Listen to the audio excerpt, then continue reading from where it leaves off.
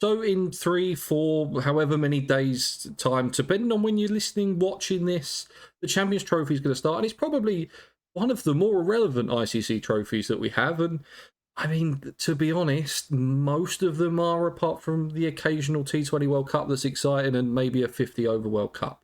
Who knows where the 50 over kind of format is going to be by the time we have a next Champions Trophy. Pakistan are defending champions. It's been 8 years since they won it. Australia won it in 2009. They haven't won a Champions Trophy game since that final. And there's just a whole mishmash of injuries and no one wants to play in it. We're going to go through all the teams today. Joe's with me. He's the most knowledgeable person I know when it comes to all facets of cricket. So we're going to start off with the host, Pakistan. Joe, what do you think of Pakistan? The way I look at it is that they could be incredible. They could be absolutely dreadful, and I have no idea where they're going to fall in between. Yeah, I think, firstly, thank you for having me back on. It's good to be back. In terms of Pakistan, I think that they're kind of, like you say, it's kind of hard to call with them. I think home conditions will help them massively. Obviously, they know the conditions better than anyone, naturally playing, being their home conditions. For me, their squad looks a little bit light in terms of spinners. I do wish that maybe they could have taken one other spinner, maybe Shadab Khan could have gone, potentially. And I think, as I say, their bowling attack for me is a big concern, but they've got quality there. Obviously, they've got Shaheen Sharafridi, Haris Rauf, these kind of, Nassim Shah's another one. These guys who can really make a big impact. For me, their batting is where they're going to do a lot of the heavy lifting. Mohammad Rizwan's been in really good form, and I think he's led the side really well as well so far. He's obviously captained for 3 series now, and they've won all 3. They won the Tri-Series, so they've won obviously all 3. Actually 4, sorry, because it was Australia, Zimbabwe, South Africa, and the Tri-Series. So they've won those, and no, they lost against New Zealand, didn't they? In the final? Final? Did they lose the final? Okay, they lost the final against New Zealand. Yeah, I mean, since the ODI World Cup, they've played 12, won 8, lost 4. They are probably, in terms of results, the most in form. Now, the one thing I will say is that they won against Zimbabwe, a relatively weak Australia side, and a relatively weak South African side. But I'm with you. I actually kind of like their team. I have no idea what pitches they're going to put out. I'd expect flat tracks, and that's absolutely fine. I've got no problem with flat tracks, and put them out as much as you want. Let's see 350, 400, because in an ODI that actually can be quite exciting. I think a little bit more than like a 250 in a T20 or a 850 that we saw in the test matches. Simo Ayub's going to be a massive miss for them. Yeah. He was really good, especially in that South Africa series. He was really good. I mean, I had Pakistan fans telling me that he should now be in the Fab Four. Not 100% he should be maybe in not there. The current Fab Four, maybe the next Fab Four if there was to be one. I even thought that was a little bit of a push, considering that. Good. I mean, likely he'll be a big miss. And obviously, Baba's moved up to the top of the order now in his absence, and I'm not sure about that. Baba's very, very good, but he's obviously been horribly out of form for the past 18 months. Well, it's probably longer than that, isn't it? I mean, probably 20. Yeah. Since has he scored a decent amount of runs in the last 3 years? He got a few in the test matches against South Africa, and that's really all I remember him doing. It is a shame because obviously he's quality, but if there's a good time for him to rediscover his form, it's an ICC tournament. So I think he looks better. I think he looks better to the eye than he did 6 months ago. Yeah. I think you can tell that some of that form is starting to come back, but I don't know if it's a little bit like what we saw with Marnus. Marnus obviously got out the blocks really quick and had a great start to his career, and then has fallen back. Is it rather than he's in bad form, he's actually regressed to the mean a little bit? Maybe that kind of it was like that lockdown cricket where it was like 2020, 2021, where he was sensational. Has he now gone back to where he probably should be? Is he a player that maybe shouldn't be talked about in terms of, we mentioned the Fab Four. I mean, there was a lot of Pakistans at the time thought that should Babar Azam be in that Fab Four? Should it be a Fab Five? Now, it's not really the point, and it was a journalist that made that, and you can't add to the Fab Four. But I don't know. I think he's a really good player, and I think he could have a good tournament. And I think if he does have a good tournament, then Pakistan are going to be in with a shout. For me, it's a toss-up between them and New Zealand, who make the semi-final. Yeah. I think that first game when they play each other is almost like a quarter-final. Yeah. I mean, I think it's kind of telling that New Zealand obviously beat them recently in the Tri-Series, and that was in Pakistan. So that's good for New Zealand. That's good for their confidence. But yeah, I think Pakistan are decent. I think we've kind of said it already. It's hard to call what they're going to do. They've got so many players who can kind of explode, and Rizwan's been in good form, as I said, and seems to be a very, very good leader. So look, it's going to be interesting to see how they do. But for me, it's definitely their bowling that is kind of the weak point, I guess. Yeah, I mean, and Salman Aliaga also scored some runs in the Tri-Series as well. I think it was they had the same in the Test matches as well, especially against Bangladesh. If the series that they lost of that middle order of Rizwan and I think it was Aga as well, just kind of bailing them out of trouble. Yeah, and it was like that in South Africa as well. So yeah. I think Rizwan's great. He's like one of my favourite cricketers. I really enjoy Rizwan. He's also a very good keeper. I think his keeping kind of goes under the radar because he's very chirpy behind the stumps.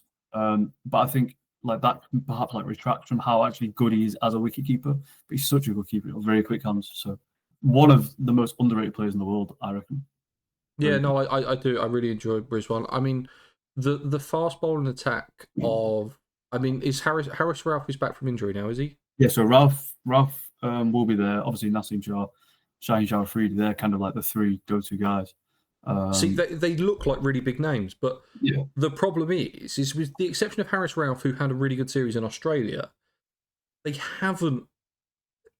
Naseem Shah and Shaheen Shah Afridi haven't necessarily been at the form that they were. I'm going back to probably the 2022 World Cup, T20 World Cup, the one that England won, where they make the final. I mean, I think Naseem Shah's probably looks a little bit better. I thought he looked good in the PSL last year.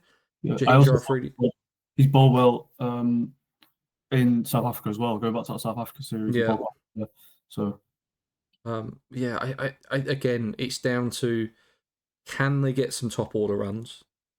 Because I think with Saimayub out, they're going to miss that. And what bowling attack turns up. I think they're going to be relatively flat tracks. You can get a few overs out of Salman Aliaga. Abraham is going to do quite a lot of heavy lifting. I think they're probably going to make a semi-final if I had to push. I think with the home advantage, I think they'd make it. I don't want to put any money on it. I don't want to say that's definitely going to happen because I really don't know with Pakistan. They could lose every game. They could literally, they are the only team that could lose all 3 games and go out in the group stage, or they could win the whole thing. And I don't know where to put them. In terms of the next team, I probably know where I'm going to put them. India are currently 13-8 favourites on Bet365.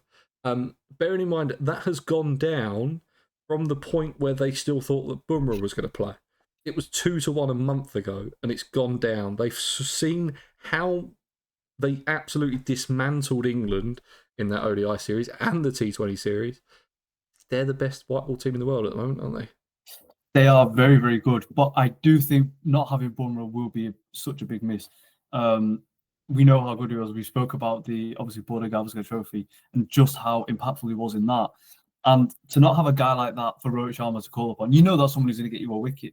You know, he's going to get you wickets in the power play, he's going to get you wickets in the middle overs, he's going to get you wickets to the death. But for Rohit to not have that kind of world-class bowler, the best bowler in the world to call upon, could really perhaps have a big impact on them.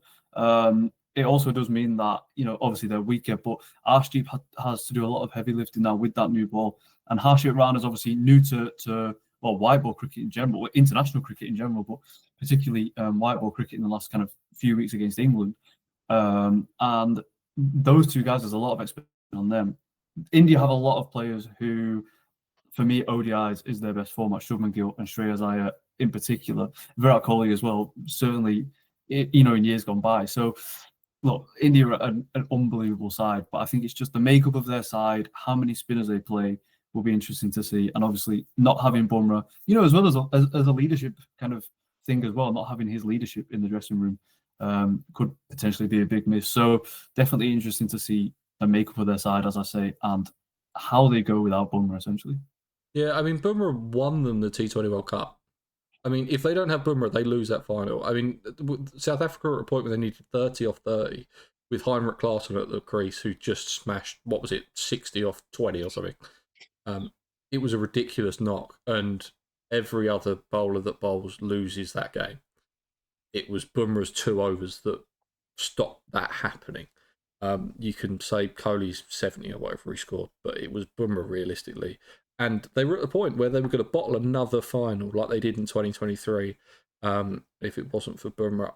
I'm really interested to see if they go 3 seamers or 2. Yep.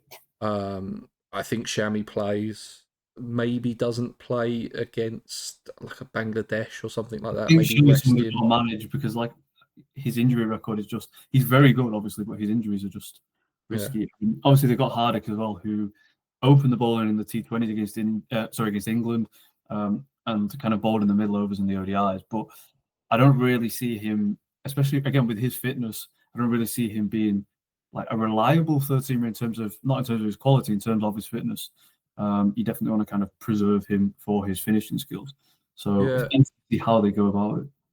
And also, what pitches they're going to get in Dubai? I presume they're going to pick them because it's the BCCI and it's India and no one else is playing there. It's only India.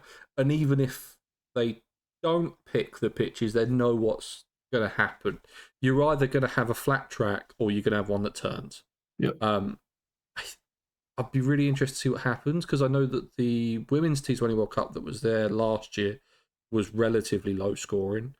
And I'm trying to think of the tournament before that in Dubai was 2021. Yes, the World T20 wasn't an Australia one, I think. Yes, and again that was relatively flat. So I think it could be anywhere in the middle. Yeah.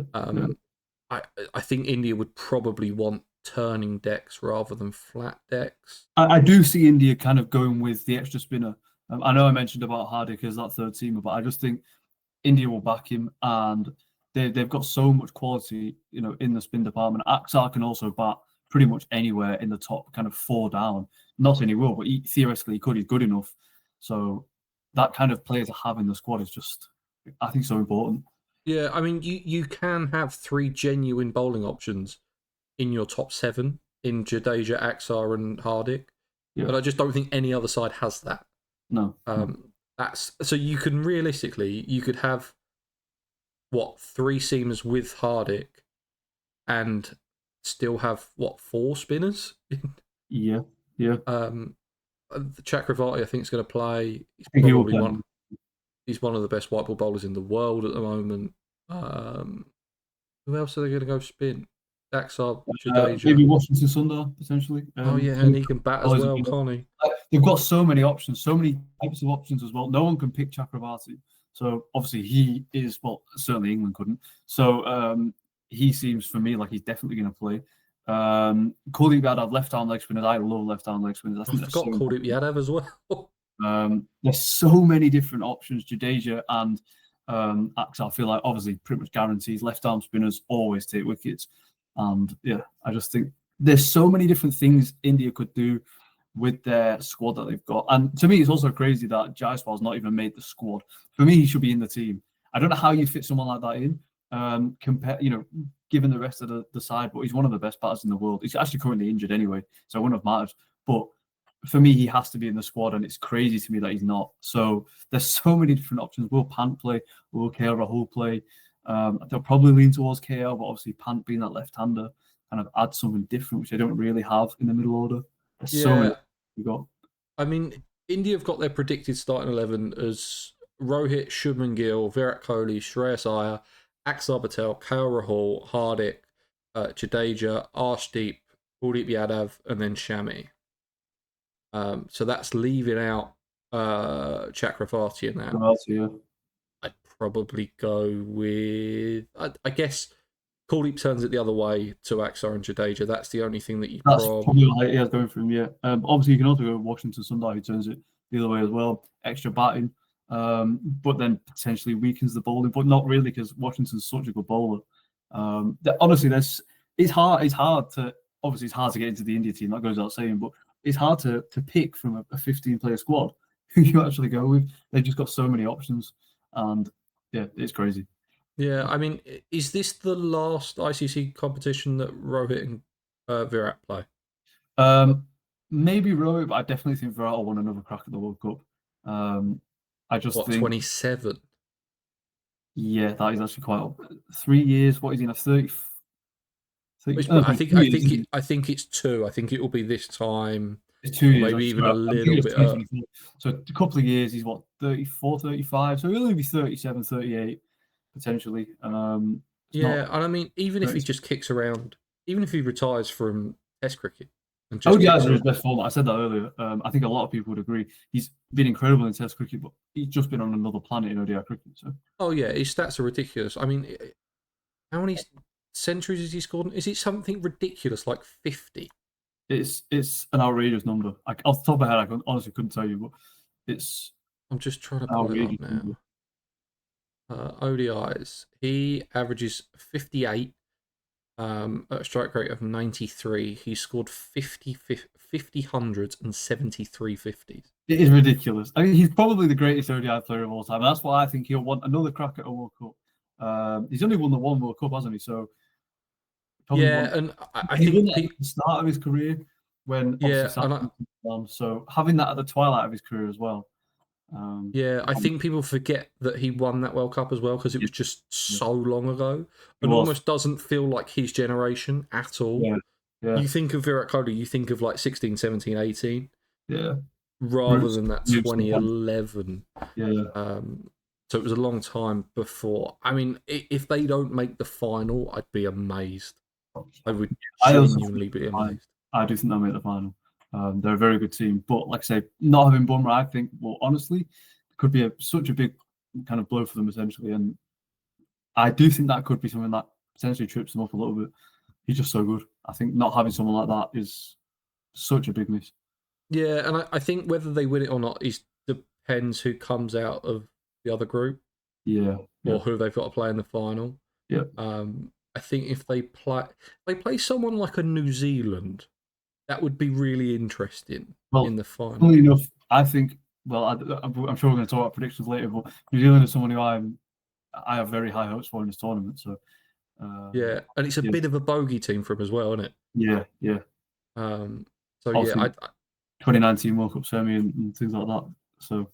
Yeah, there's been a few, isn't there? You had the semi in the 2019 World Cup. They lost the World Test Championship to them in 2021. I think what else. So they obviously had the losing 3-0 at home in the Test series. There's been a few times that New Zealand have just come up and caused some issues, and I don't know. Maybe there could be some issues. I mean, I think with 2 wins, they'll probably still go through, even if they lose in the group stages. Yeah, I don't think they'll lose in the group stages either. Well, again, maybe to New Zealand, who knows? I mean, they haven't lost in the group stages in the last 2. Yeah. It might even be more than that now. I can't remember the 2022 T20 World Cup, but they won every game in the 2024 T20 World Cup and won every game apart from the final in 2023, wasn't it? I mean, ridiculous, absolutely ridiculous team. Should we move on to? We'll go to New Zealand next. Yeah, good form. They've played 11 games since the 2023 World Cup. They've won 7, lost 4. 3 of those wins coming in the Tri-Series against twice against Pakistan and then a weak South African team. I think they're just really well-rounded team. I think they're a team that aren't outstanding in anything, but they're not bad at anything either. Yeah, I agree. I actually tweeted, it's quite a bold thing to tweet, but I said I don't think they're too far off from being the complete one-day side in my eyes. If you think at the top of the order, obviously, well, Ravindra should be fine. That kind of bad injury, he got hit in the head, but he should be okay to play. So you got obviously him and Conway at the top of the order, 2 dynamic, destructive openers, and obviously you got Williamson, at 3, and then a middle order of Williamson, Mitchell, and Latham, who got runs recently, obviously kind of starting to get back into form. And then you got Glenn Phillips, and for me, that's the big one. Glenn Phillips coming in at 6. The top 5 will bat time. They will bat enough overs, kind of like outstanding circumstances aside, they'll bat enough overs to me. Phillips can just come in and tee off. And then obviously you've got Michael Bracewell and Santner as well after that. And then the bowling attack's good as well. Lockie Ferguson, obviously Henry spearheading it, and Willow. He's Rourke. out, isn't he? Lockie Ferguson. I'm Lockie pretty Ferguson sure out. he's out. He's in the squad, I think. Oh no, maybe. No, I think he's in. That is a lie. It was. There was someone who was out. Was it Smith that went out? No, Smith is in the squad as well. I can't remember off the top of my head, but yeah, there's definitely someone who isn't out, isn't in the squad. I can't remember off the top of my head who it is. But yeah, 100% I saw it came in. Who isn't in the squad. Is it Duffy? Oh yeah, and Sears is coming for him. Yes, Duffy. Yeah, I think they're such a good team. Obviously, Smith if they choose to maybe play Smith over Bracewell for that extra bowling option, extra bowling all-rounder. I just think they're, as I say, not far off being a complete side. And I think the difference between them and India is, their best 11. Like I think I've probably just reeled off their best 11 there. Yeah. And I think that's unanimously kind of agreed upon.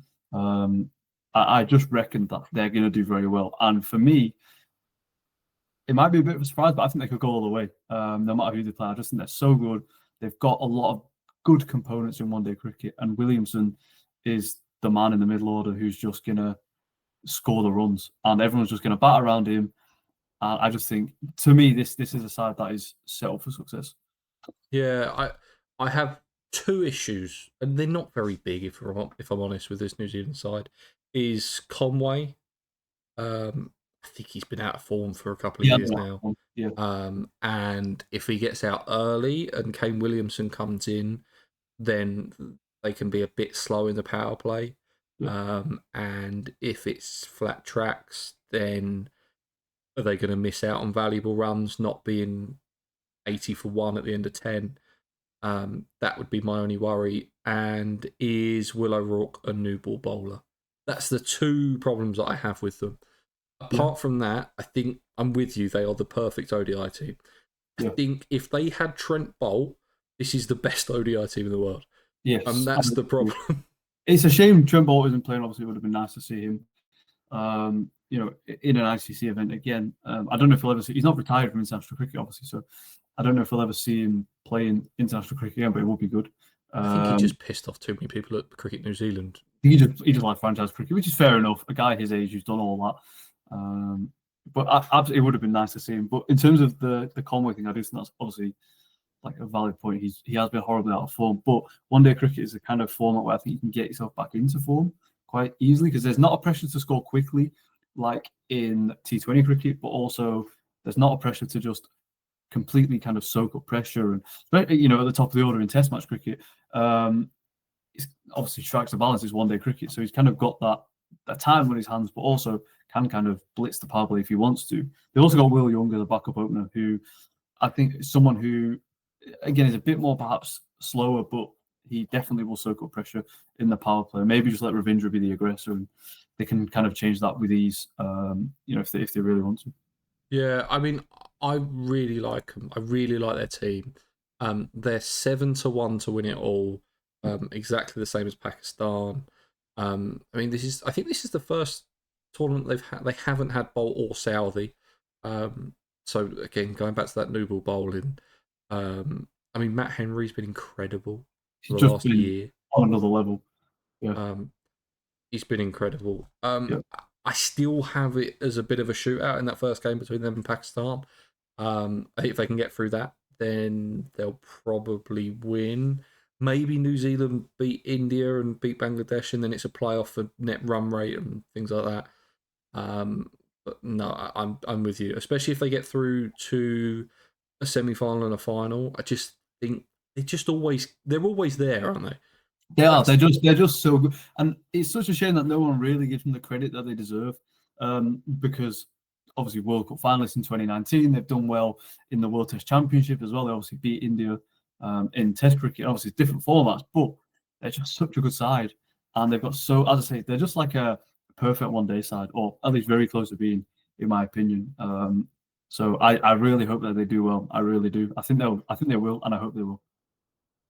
Yeah, so do I. Moving on to the last ones in Group A, Bangladesh. Their last 12 since the ODI World Cup.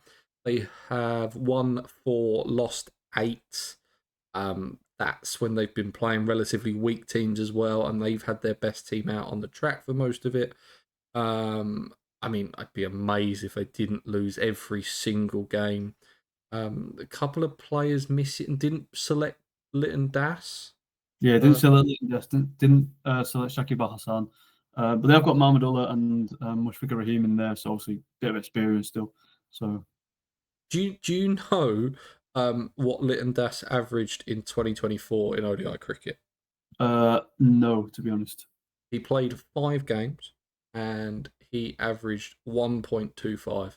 Okay, that's why they're not selected. That's why they didn't pick him. 6 runs he scored in 5 games in ODI cricket. So that was the kind of big name that was they missing out. I think even he said, "I'm in terrible form. They shouldn't have picked me anyway." Yeah, 100 to 1 if you want to put a fiver on that to win the whole thing. I mean, apart from their fast bowlers, there is nothing really exciting about this team. I quite like Mahedi. But apart from that, I mean, what's those 3 bowlers of Baskin Ahmed, Mustafiza, and Naheed Rana? Yeah, Naheed Rana, I can't wait to see him. He's kind of the one player in this Bangladesh side that like really excites me. And probably in the whole competition, someone who actually really excites me. 150 kilometers an hour, absolutely rapid. Probably the quickest bowler that Bangladesh have ever produced, I would say, at least off the top of my head. Just an X-factor bowler. And hopefully he can stay injury-free, because certainly for Bangladesh and also in franchise cricket around the world, I think he's going to become a very good player. So I'm excited about seeing him. But yeah, I honestly don't think Bangladesh will do so well in this competition. No, and he really did appear from nowhere. I've never heard of him before, and then all of a sudden he turned up in the West Indies series, and I'm like, oh shit, he's fast, isn't he? Yes, similar, same for me. He's just rapid, isn't he? And that's what's so. It's just exciting, isn't it? Seeing a genuinely quick bowler. That's why, as England fans, we obviously like watching like Wood and Archer and those kind of players, because it's just exciting. So for Bangladesh fans, it must be thrilling, really, to see someone like him bowling for the nation. So sorry, Bangladesh, we don't think you're going to win a game, and we also don't know a lot about your team. So we are going to move on to the next group. Group B, probably the group of death, probably the harder of the groups. The problem is, in a weird way, like the worst of the groups. I think it's probably the hardest to get out of, because you don't have a Bangladesh to just guarantee a win, and then you've just got to win in one of the others and make sure your net run rate's all right. But kind of either really poor form or injured for this group. Yes. I mean, we'll start off with Australia. They are missing Cummins, Stark, Hazelwood, Green, Marsh. Stoinis retired after being selected in the squad, which I had no idea why. Probably because he's got an IPL contract and they're going to pay him $1 million. That's probably why. They've played 13 games since they won the ODI World Cup. They have won 7 of them, lost 6. 3 of those wins came against a pretty poor West Indies lineup. And obviously 3 came against a pretty poor England lineup as well. They had a full strength lineup, but they were just terrible. So they're in okay form, but they're just missing so many players. Yeah, it's a weird one with Australia. Like, obviously, coming off the back of a loss against Sri Lanka, who, by the way, I wish were in a competition same with West Indies, because I think Sri Lanka would do quite well, but that's another debate. Sri Lanka, but I'll stay on it, because I think Sri Lanka are like a top 5 ODI team at the moment. I think they're very, very good. Yeah, it's such a shame that they're not in the competition.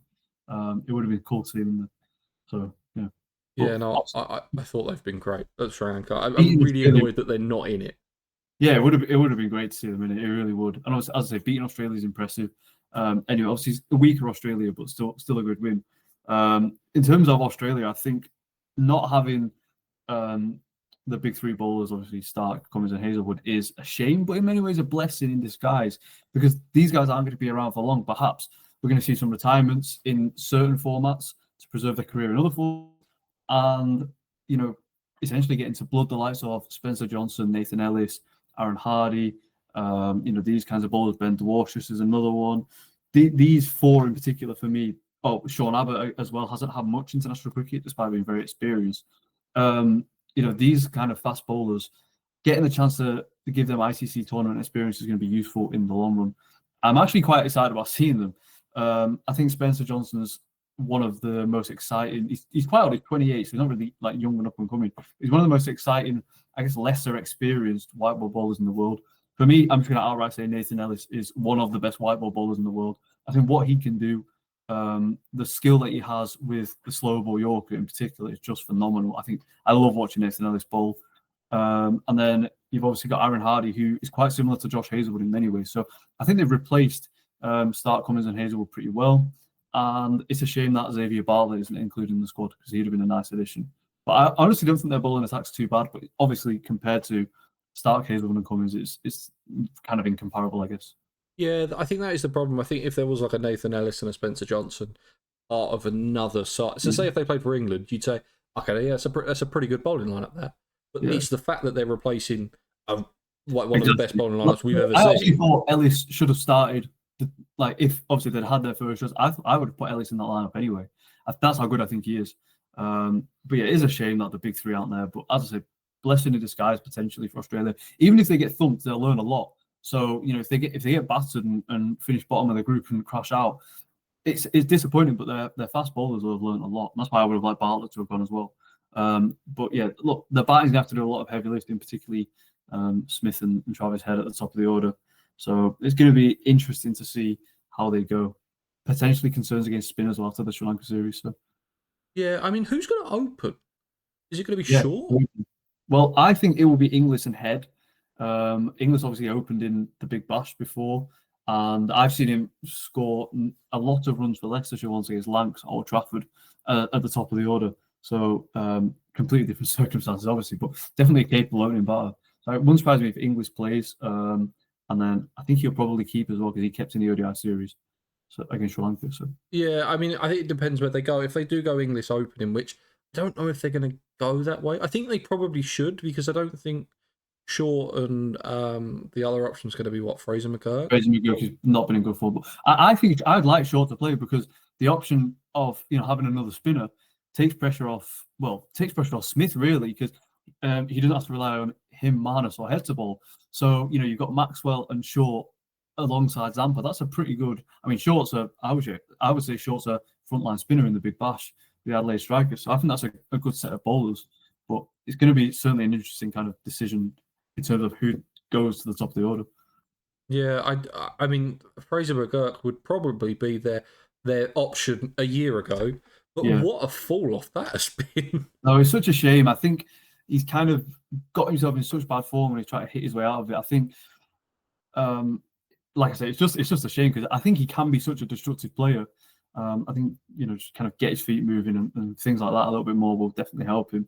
But I still think he's a very good player. I've seen a lot of people writing him off on social media, but for me, I think he's a very good player. He hits the ball a long way and he will come good.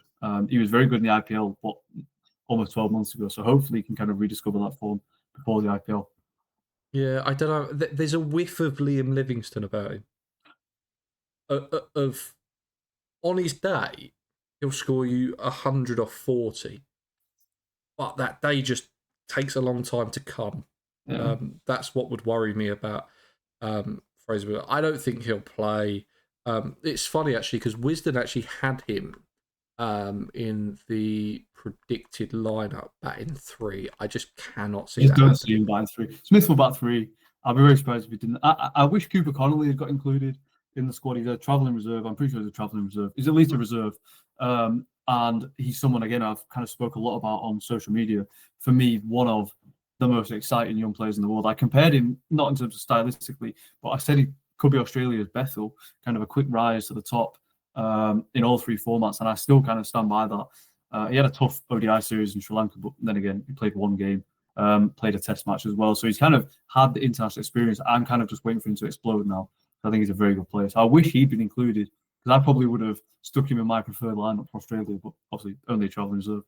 Yeah, I think he could be there or thereabouts. I think it's a batsman that can offer you a few overs of spin. That's In what I ODI think. cricket is so important. Yes. You're kind of seeing that in England's lineup at the moment, and we'll get on to England. But the problem is that they don't really have a bowling option Well, inside going the back to top New Zealand, six. that's what they have. They have Glenn Phillips, Ravindra obviously can bowl a little bit. Darryl Mitchell can bowl his little seamers, and obviously even Williamson can bowl a little bit. So they've got options, and I think that's what Australia are missing. They've got two keepers in the top six, and obviously they're good keepers. Sorry, they're good batters, but they are also good keepers. But perhaps maybe sacrificing Carey or Inglis in favour of Shaw is the way to go. He's also not going to get a game, but I do think it's worth mentioning Tanvir Sangha. Yeah, Um, for me, would be a very good spinner across formats in the future. Fighting out against Zampa right now is like fighting, for a spot against Adil Rashid in the England squad. It's just you're not going to get in the side unless you need multiple spinners. I don't see him getting picked, but I definitely think one for the future. And if Zampa gets injured, obviously he has to step in. I do think it's worth mentioning him because so ICC experience would be good for him as well. So definitely Australia thinking for the future with their squad selection. It is exciting, even though it's disappointing their big guys aren't playing. yeah. The thing with Zampa is that he hasn't necessarily been in the best form since that 2023 World Cup. I mean, that 2023 World Cup was such a good tournament for Zampa. Without him, they don't win it. Is he still as good as he was 2 years ago? I don't know. I think he is, but I guess obviously form can kind of ebb and flow, can't it? So, like, I I think it's a case of with spinners just keep bowling and you'll find your rhythm again. And I do think that Zampa can kind of rediscover his best form. But like I said, Tanvir Sangha is someone who can step into his shoes. There's Australia have some good leg spinners in kind of waiting in the wings. Lloyd Pope's another one who's in the past 12 months really come on. Like I really enjoy watching him bowl, particularly in the Big Bash. So they've got some good leg spinners, Australia, if Zampa was to fall out of form or whatever. But Sanga's definitely like kind of the best of the bunch in terms of the kind of next up after Zampa. So good Yeah. investment. I mean, I've got Australia going out of the group stages. I think they'll sneak through and I'll explain why. But hint is because England is so bad. So yeah, it'll be interesting. Yeah, I also don't have England going through, but Yes, we'll get to that. I don't think that they've got. I think that bowling lineup is fine. yeah. Don't think Maybe I'm it's kind of putting too much faith in their bowling lineup. The other good thing about Australia's side is the fact that Hardy's in about seven. So really, it essentially means he can play another bowler. Hardy's an incredibly good batter. Like he bats in the top four in state cricket and in Big Bash cricket. So like to have Hardy at seven is incredibly good depth. So obviously it means that they can play. Maybe they can now play Sangha. They could play Dwarshus or Abbott, which obviously gives you more batting.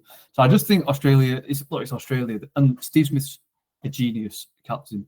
yeah, he is. He just feels like at the very least he's just going to get them through to the semi-final. I just think they'll sneak over the line, but I don't think they'll top the group. So yeah, it will be an interesting tournament. I'm excited to see their bowling attack particularly. Yeah, I mean, with being, I'm always the most positive on Australian cricket, of course. But I just think that the only way in my head of how it goes is Travis Head goes berserk. Yeah. And he very well could do because he's probably the best white ball batter in the world. Yeah, yeah, at least in the top three. Yeah, I'm trying to think top of my head across formats who's better than him. Yeah, I can't think of many, if any.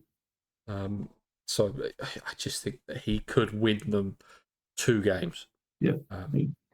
And take them, and then it's Australia in a semi-final and a final, and I don't really want to bet against them. Yeah. Again, Smith's such a good captain, such a good leader, and obviously a good player. So yeah, I think I did mention it actually in the last podcast that I did, that Smith's probably a better captain than Cummins. Yeah, I think they're different captains. Smith's much more kind of gutsy and out there, isn't he? He said a lot in interviews in the Sri Lanka Test series that he loves captaining in the subcontinent because of all the little intricate changes, and he's just that kind of guy. And he's just almost like, to use a football analogy, similar to kind of Pep Guardiola in a way of such a tweaker and such a kind of tinkerer. He'll find ways to take wickets. Pep will obviously find ways to win games, and I just think that's kind of a that's what makes Smith such a unique and exciting captain. And Cummins is a bit more laid back and chill. And obviously, will still be bold, but yeah, I just think they're such different types. But I definitely see why you say that. Yeah, I think Cummins is a much better man manager Yeah, that's a good than Smith is. But I think on the cricket pitch, I'd much rather have Smith as captain than Cummins. But I mean, what are you going to do? Take the captaincy off Cummins after they hold every single bilateral test trophy, the Yeah. World Test Championship, and the World Cup? Probably not. I think he'll be fine. Let's go on to England. I don't really want to talk about them. I don't really want to watch them play cricket. They've played 14 ODIs since the last World Cup. A World Cup that they only just scraped into the Champions Trophy in as well. They've won 4, lost 10. They haven't won a series since they beat Ireland 1-0 just before the 2023 World Cup. Yeah, it hasn't looked good. It's going to be an interesting tournament for England. I was kind of running through. I'm pretty sure I tweeted actually my kind of ideal England lineup. I'll just quickly find that. But yeah, it's going to be an interesting tournament for England, that's for sure. I can't actually find the lineup that I tweeted, but I can reel it off the top of my head. So I definitely think obviously Salt and Duckett at the top of the order. I've got it here actually. Salt and Duckett at the top of the order. Root at 3. Brook at 4, Butler 5, Livingston 6, Smith 7, Carse 8, Archer 9, and Wood 10, Rashid 11. It's probably what I'd go with. Harsh for me to kind of leave Banton out. I'm a big fan of him. Obviously did well against India, but I don't really see how he gets in, and they're going to stay loyal to Salt at the top of the order for now, at least. I fear for England, I really do. I think this could end badly, and this could be the end of Joss's captaincy, because can he have 3 ICC failures essentially, hanging over his head? Can he keep the captaincy after that? But then again, where do you turn after that? So it's a big tournament. There's lots of questions, and in many ways, Jacob Ethel's injury has made things easy to pick your team. For me, at least, it has, and it's a shame that Bethel isn't there, because it would have been nice to have him exposed to ICC events, even though it's only a Champions Trophy, not quite the pressure of a World Cup. But I fear for England, I really do, and I don't know how it's going to go. Yeah, I mean, the problems I've had is that the middle orders there's been collapses in the middle order. Yeah, they've been awful at the end in the death overs. Yeah, batting wise, they needed a second spinner that they just don't have. Okay, Livingston's good, Joe Root's okay. To get those, you could probably get 10 overs out of those 2. But your seam attack is 4 right arm quicks. It doesn't matter which way you go with it. Yeah. It might even be 3 right arm quicks. It's all the same. And that's why England's investment in left armers over the years has, well, it's kind of a non-existent investment. David Payne's someone who should have, like, kind of going back a few years, got a look in. He's been so good for Gloucestershire. Topley is not injured. I don't know why he's not in the squad. Why?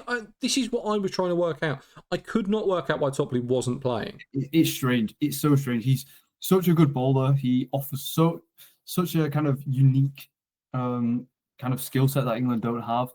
He's tall, swings the ball in like all good left-handers, left armers. Sam Curran's another one who I wish was in the squad. For me, I would have had him in the side. If he was here, there's so many. Luke Wood, even England kind of began to show investment in him. What, at the back end of 2023, or like back end of the summer of 2023, and never really continued with him. But I think he could have even gone to the World Cup, last 50 over World Cup, just offer something different. And England don't have any left armers. They've obviously invested in Josh Hull in recent years, in recent months, but they don't really have many left armers across formats. I don't know why Topley's not in. It's weird to me. I genuinely just thought he was injured. I didn't even realise that they hadn't just not Oh, yeah, selected no. him. As far as I know, he's fit and able to play. I don't understand it. I thought, oh, that's a really, because I was so convinced that they would have picked him if he was fit that I haven't even looked it up. No. Because I just thought, well, he'd play because he's left armour and he offers you something different and could probably bowl a few at the death and can definitely bowl the new ball.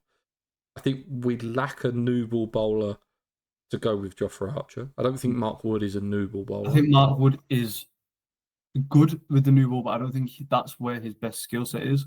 We saw that in the World Cup in 2019. He's good in the middle overs as a first change. I'd love Saki Mahmood to get some kind of game time, but I don't really think it's going to happen. But obviously, he's much more suited to bowling with the new ball. He's good in the power play as well. But again, we lack a new ball bowler and a left armour. There's an answer to that, Reece Topley, and I don't know why he's not included. It's strange to me. Yeah, I don't think England have really got it right with the squad, and I don't really think they've kind of got the makeup of the 11 right. Oh, well, obviously, my predicted 11, I don't think that's really the right makeup. Probably the best that they can feel, but I don't know if it's the right kind of makeup. So, yeah, it's going to be. I mean, Wisden have got it as Phil Salt, Duckett, Bantam, Root, Brook, Butler, Livingston, Haas, Rashid, Wood, Archer. I mean, if Smith's not able to play, then I would 100% play Bantam. But I just think Smith down the order is much more suited.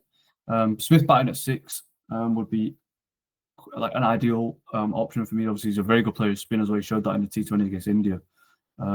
So I definitely want Smith to play. Also, kind of used to that role in Test cricket, and I don't think he's similar in ODI cricket. Yeah, I mean that would literally be the role that he plays in Test cricket. Him batting 6 or 7. Yeah, in the ODIs. In the tail in a way. Yeah, so I don't get. I know he's had his injury problems. I think they probably wanted to play him more because I think they really like him. But the problem is if you don't bowl Livingston, where are you getting those other overs from? Yeah, exactly. Then then Root's got to play. Root's got to bowl. I also read on I think it was Cricket Info's predicted 11 that they suggested Overton could play in bat 7, but again that's too high in my opinion. That Heighty should be batting in one day cricket is 8. I think he's a very good player, but I don't think he should be batting higher than 8. And then I'd rather pick Cars personally over him. So there's so many different ways that England could go about it. But I don't think we're going to find the right formula with this squad that they've picked, really. Or like the optimal formula, I guess. Yeah, I mean, I think what they've done is they've looked at the players that they've got and thought, okay, these are the best players that we've got. Yeah. Let's just go with this, rather than looking at it like, okay, this is the best ODI squad. We need 2 attacking openers. We need someone to anchor at 3. We need someone that can knock 4 and 5 to knock it round in the middle overs. 6 and 7 to finish. We need 2 spinners. We need a new ball bowler, and we need a left armour. Yeah. They just haven't thought that through. No. They've kind of thought, oh, well, we've got 4 really fast bowlers. We're just going to play them. Yeah. And it kind of doesn't work. Yeah. The one thing I will say about this England team, and I am so down on them, I don't think they're going to get through the group. There could be a point where it comes off. Yes, 100%. If there are flat tracks in Pakistan, they could go from ball 1 and score 400. Yep. They have the ability to score the highest score out of any other side in this competition. Yeah, I would agree. That it doesn't really matter who's bowling; they'll defend it because they've scored 440. But how many times is that going to happen? Yeah, and that's the thing. And they're relying so much on Root, Brook, and Butler. Obviously, Duckett at the top of the order, but certainly in those middle overs where they've struggled, Root, Brook, and Butler are so key. Obviously, Brook's kind of been out of form for his standards. I think he's going to find that form in a place that he scored a lot of runs in. Obviously, you could argue best kind of spell in Test cricket has come batting in Pakistan. So for him to then be playing an ICC event there where he's kind of been a bit out of form is quite positive for him. I don't really think you could want many more places for him to bat, especially on those flat pitches. So yeah, I mean, Harry Brook is also the kind of king of Pakistan. I mean, what does he average at? 105 in Test It's match cricket ridiculous. in It's Pakistan. I mean, it's more than Bradman. yeah. I mean, the last however many innings ago he scored a triple hundred there. So like about 6 innings ago, whatever it was. So I think Joss has actually looked pretty good. I agree. Um, Yeah, I I thought agree. he looked really good in the T20 stuff specifically. Yeah, I thought Bantam actually looked really good in the last ODI against yeah. India. Banner's someone who I've been a fan of for like many years. Obviously, kind of had a little bit of a dip before. I think he fell out of love with cricket. I think he said that in an interview recently. I saw, Yeah. but he's kind of really found his game again. He was so good for Somerset last season. So yeah, Yeah, I always remember Bantam. It's really funny because there was a point where I didn't watch a load of cricket. Like just before lockdown, I just had other stuff going on, so I didn't watch a load of cricket. I wasn't making content or anything. And I threw on a Big Bash game, and Tom Bantam scored like 90 off 40, and I was just like, yeah. I like this bloke. And of all the time, even when he was in terrible form, I was like, I like this bloke. I've Yeah. stuck with him, and it's come true now. A thing that I'd really like, I think it would be really interesting if they did, is put Bantam to open and Duckett to 4, Root to 3. Yeah, that would be interesting. Because Duckett's probably our best player spin. I would say Root maybe. Probably Root, just purely based on experience. But yeah, Ducky's so confident as well. Like sure, you know what you're going to get with Ducky. You know he's going to sweep a lot, but also he's got the ability to manipulate the field perfectly. He's, if there's two sweepers out, he's just going to skip down the pitch and hit you for 4. They'll have to put someone out if he does it a couple of times. Then he can sweep again. He's just so good at manipulating the field, and yeah, that would be interesting. I've kind of since before the inclusion of Banton, I've always been someone who's stuck with Ducky at the top of the order, but maybe Banton coming in kind of changes that. Yeah, I mean, I actually don't have a problem with that opening partnership of Salt and Duckett. I think it's actually been really good. It's probably one of the only highlights that we got out of the ODI. They actually average 50 partnership quite a lot, or like score kind of 50 partnerships a fair amount, which is not Roy and Bairstow levels, but it's not too bad. They just one of them needs to kick on and get a big 100 essentially, or 70, 80, 100. Yeah, I mean, it's Salt not getting past 30 balls. That's the issue. Yeah, Is that, and then it's usually Duckett plays a stupid shot and follows pretty quick after. But you've got a good platform and you're 65 for 2 off 8 or something. exactly. And then there's no pressure to score quickly. Then Root and Brook can soak up pressure if they want to. Just kind of think. Look, Root's never going to get bogged down, and it's really the same with Brook. But especially Root, he's always going to rotate the strike. He's that good. He's never going to get bogged down. So yeah, just that platform is going to be so important. But yeah, I'd like to see Banton included. It'd be nice. I'm not sure how they do it, like I say, but if Smith's injured, 100% I'll play him. And I see a lot of KP in Banton. I've always said that. I see a lot of KP I mean, the thing that worries me about Harry Brook is that I don't think he rotates strike very well in ODI cricket. I think there was a stat the other day that he, I can't remember what it was, but he faces the most, like an average amount of dot balls, but he hits 200% more boundaries. So his singles and twos are like 50% of what everyone else scores. Kind of like saturated, kind of. Yeah. Music, yeah. So he just doesn't rotate the strike enough. He can get bogged down, and that's where a stupid shot comes out of him. That's the only thing that worries me about Harry Brook. I think he'll be okay against the teams that he's got to play against. As long as I think Zampa could cause him issues. Forget about Afghanistan. You're scoring nothing against Afghanistan. It's not going to happen. He'll probably go okay against South Africa. So I think he could be okay. But I think he needs to score runs. I think Root has to score runs. And I think we probably need to see a little. I think Archer needs to get a lot closer to 2019 Archer than we've necessarily seen. If England can do those things and just be a little bit smarter about how they play cricket and stop bowling bouncers all the time, it doesn't work. We'll be absolutely fine. But they're probably going to bowl a load of bouncers and try and slog everything, and that's where it's all going to go wrong. And then back to the drawing board again after an ICC event. Well, no, because it won't be, because that's what McCullum does. He just bowls bouncers and hits 4s and 6s. That's it. That's what he did in New Zealand when he was captain. It's what he did when he went to KKR as a player. It's what he did when he was at KKR as a coach. It's what the test team did. This is like the 6th time that he's just like, oh yeah, we'll just bat really quickly and bowl bouncers. I mean, he's the reason that fucking Neil Wagner has a career. Good fun though. When it works, it's good fun. It was good fun, but I'm kind of all right. That's enough of England. I don't want to talk about them anymore. We'll worry about England next week. Yeah. South Africa. Played 14 ODIs since the last World Cup. They have won 4, lost 10. Wow. But they have never had a full team. Not once. I think this is the kind of first time we're actually seeing their strongest 11 essentially. Yeah. But it's probably still not their strongest 11 because they haven't got Coetzee or Nokia. No, or Bretsky. I don't know how he's not been included in the squad. He's got 150. Yeah, I didn't. I thought you just would have brought him in, but I guess what you could say is that it's not the batting that's going to let South Africa down. Yeah, I see that. Yeah. Maybe Dezorzi's place could be up. I mean, who's going to open for him? Yeah. Is it? Where's Bavuma going to bat? Is he going to open? Oh, potentially. I forgot about Bavuma.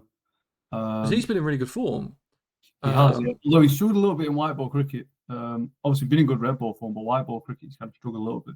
But I still obviously include him in the side. Obviously, I think Bavuma's a good captain as well. It's interesting to see. So Wisden have got their starting 11 as Bavuma, Dezorzi, Markram, Van der Dusen, Klaassen, Miller, Janssen, Mulder, Maharaj, Rabada, Shamsi. It's a good side. I think that is a good side. I would probably like to see Rickleton in there. I think Rickleton could open.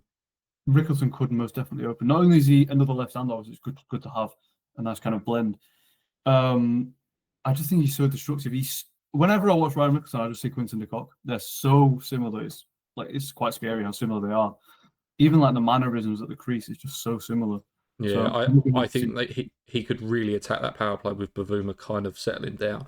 Yeah. But that's not the way they play ODI cricket. The way they play ODI cricket is they try and keep as many kind of wickets in hand because that middle order is so good. And when you've got kind of particularly Miller and Klaassen coming in at 5-6.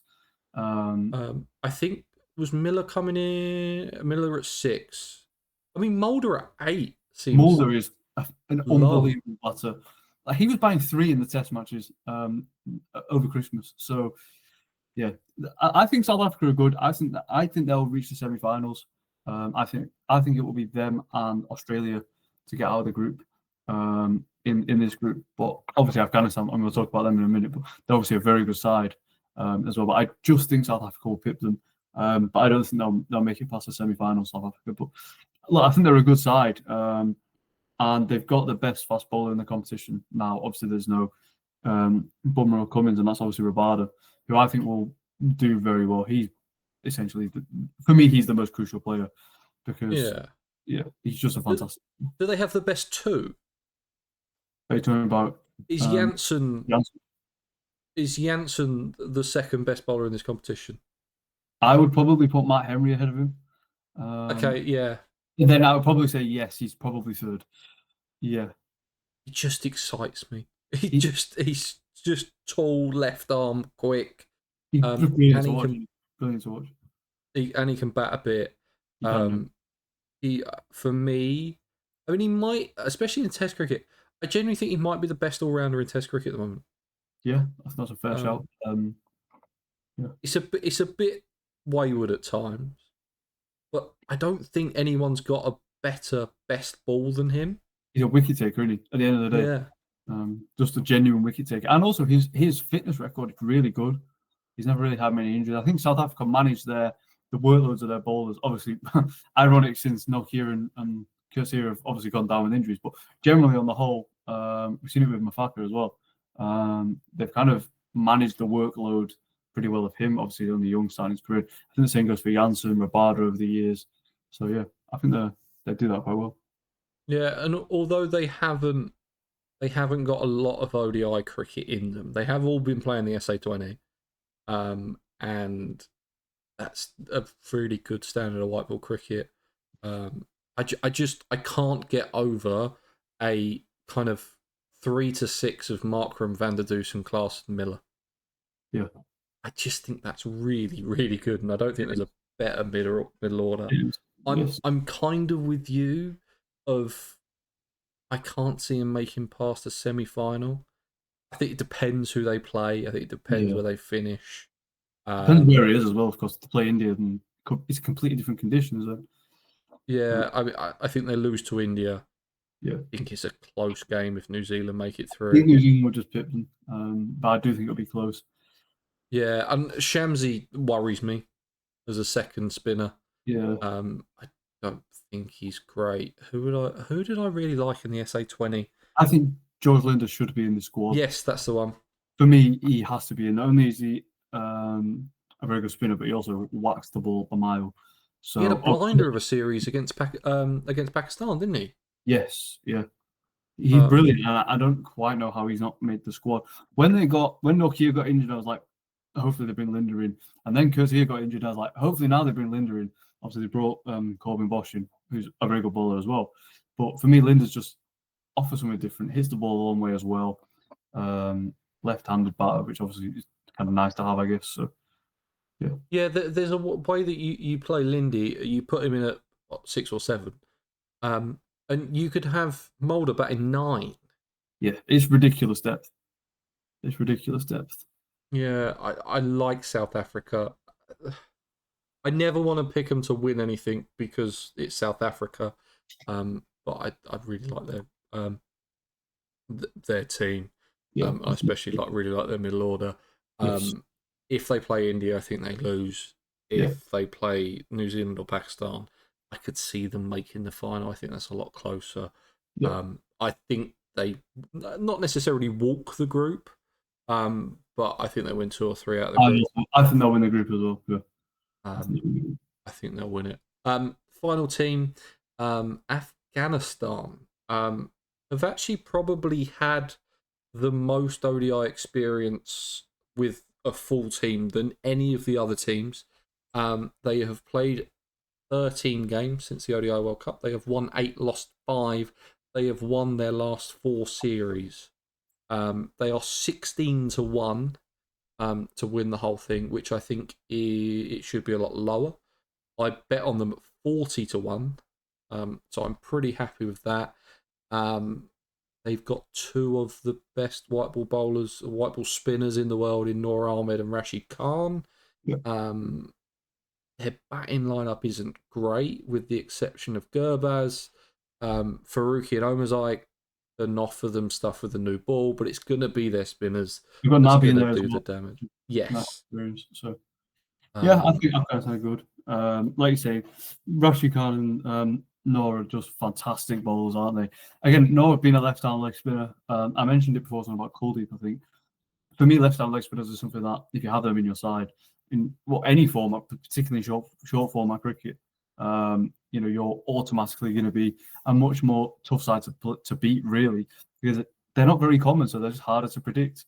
And I assume I've never faced one before, especially one at that level, obviously, but I assume they're harder to pick as well. So that's certainly quite an exciting prospect to see both of them together. And you mentioned Gurbaz as well, who's one of the most destructive openers in white ball cricket, and I'm excited to see how he goes. He did very well in the World T20 last year, so hopefully he can kind of rediscover that form. But I think Afghanistan will do well. I think they'll maybe beat England. I think their spinners will be too good for England if the India series is anything to judge. Anything to go by, I should say. And I do think they'll just get pipped by Australia, but for me that could go either way. Yeah, Gurbaz, I think he scored a ton in a warm-up today. Oh, wow, I didn't realise that. Yeah. Yeah, so that's relatively exciting. I think that if they can score 250, 275 3 times in the group, they've got enough to defend that. I also think probably bowling first is a good option for them, because I think obviously it's kind of good to bowl first a lot in white ball cricket. The dew helps, obviously. I assume most games are day night anyway, but They are, yeah. yeah. So pitch will get probably get flatter, and like you mentioned, how good their bowling is. If they can bowl teams out for, or even just restrict teams to 250, 270, pitch should get easy to bat on. And if Gurbaz, you just said he got 100. If Gurbaz can get off to starts like that, you just need kind of people to bat around him and chip in. They've got the experience of Nabi, and I think they're a good side. And a lot of people have been excited about them over the past 3-4 years now.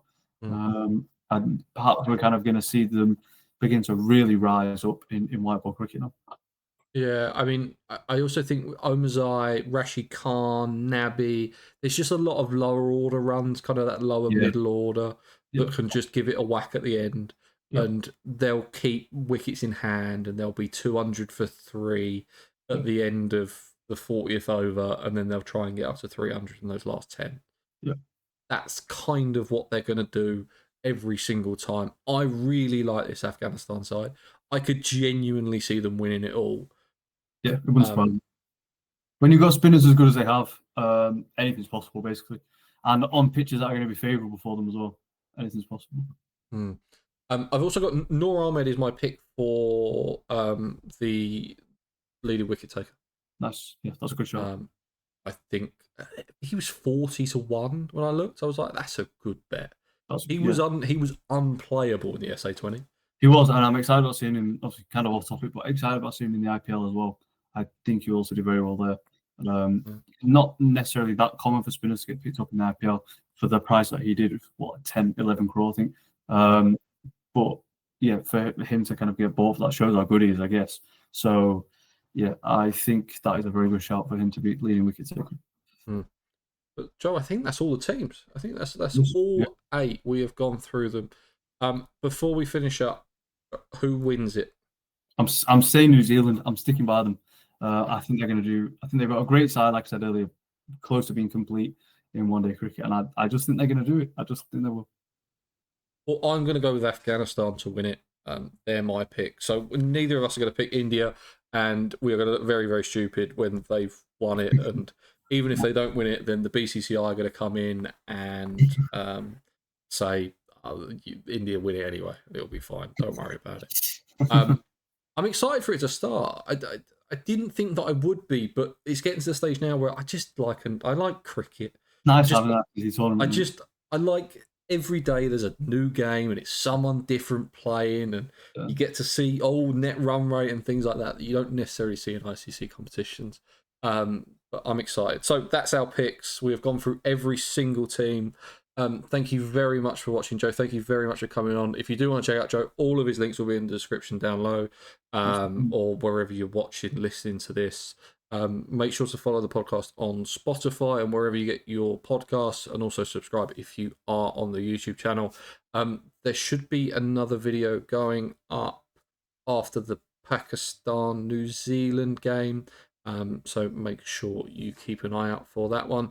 But I'll see you guys in the next video.